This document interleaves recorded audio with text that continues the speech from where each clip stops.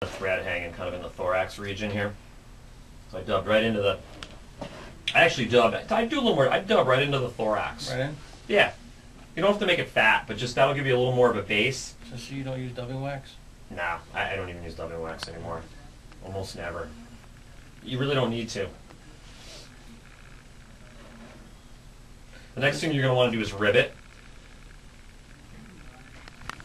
Much better. Much better. The next thing you're going to want to do is rivet. Now, sparkle in there, just a little bit. You know, to me that looks very lifelike without being overly gaudy. So when I get there. Right, and then leave your wire somewhere in the middle of the thorax area. I mean your thread. Let's see. I would make that a little thinner. Thinner? Mm-hmm. When it's unwinded, I kind of spread the dubbing out a little bit. Maybe pull a little off. Yeah, that's good.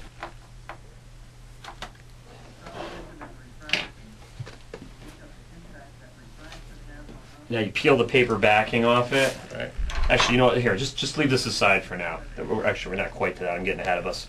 Okay, the next thing you're going to want to do, dub a nice, slightly tapered but not overly thick abdomen. I like a really distinct difference between the abdomen and the thorax when I tie hairs here. I think one of the ways fish key in on mayfly nymphs and tell it apart from a stick is because you have a real distinction on most of them between the abdomen and the thorax. And because where a twig is kind of level, yeah. I like to have the thinner, and then I kind of do like an egg-shaped thorax. And I do the thorax a little bigger than, I dub it fatter than you think you need to, because when you pull a wing case over, it always compresses it a little bit. All right? So, put some of this cool-ass dubbing we blended up. Boy, I really like the way that looks with all this stuff in it. You know, if you want to darken it up, I could always add a little more of that, that Hare's Ear Antron, because it's kind of a darker brown. But this is a lot, this is a lot darker than a lot of the commercially done ones, It's nice when you blend it up yourself because you can get whatever effect you want. You can add more sparkle, less sparkle. You can make it darker. You can add in a spikier dubbing like squirrel. And usually what I do when I'm dubbing this, we got a nice, fairly level underbody. I'll actually dub it right over the lead, almost all the way to the front of the fly, because that'll help me bulk up the thorax region when we get to there later. And just make sure you dub all the way to your back of your fly and you don't miss it. So, almost level with maybe a slight taper, and I'm dubbing right up onto the wire. I'm even going to actually add a little bit. Hold the tip. See what I'm doing? Right. So I've kind of folded it back.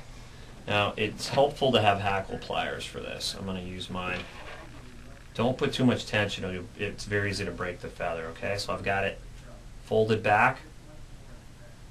Take a wrap, and then I kind of stroke it back. See, I broke it. Or maybe just that, I broke it, all right. They got it all on film. Alright, I'm just going to take probably 2 or 3 wraps.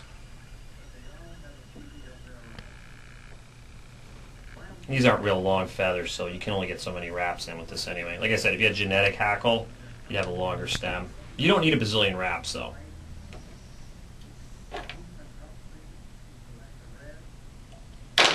And the next thing you want to do, after you wrap it in, pull it back. Take 1 or 2 wraps. You want to collar it back so it's angled back. That's good. That's crowded.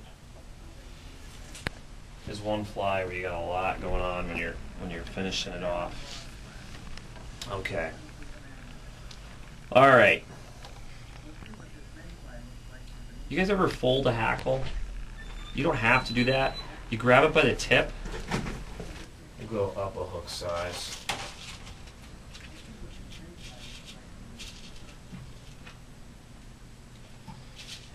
Do this one on 12.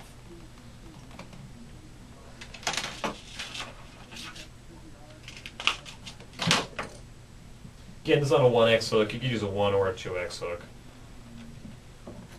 Not super. Excuse me? Still with the 8? Yeah, the 8 augh's good. Yep.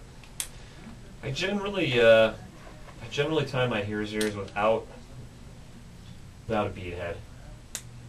Just personal preference. There's some flies I prefer with a bead head and some without, and that's definitely one I prefer without. But feel free to add a bead head to this fly if you like. I tend to stay away from gold. I'd recommend either using copper or black. So I keep this hook in again. Leave a little behind the hook eye, but make a thread base. You said all black? Black thread? No, nope. Brown's fine.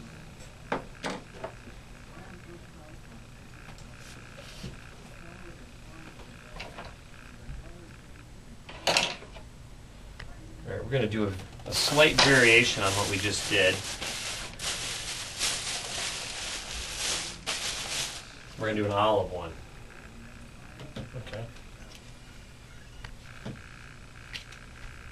So again, we're going to cut some guard hairs off here and use it for the tail. I'll pass this around in a second. Kind of take it from the forehead area around here.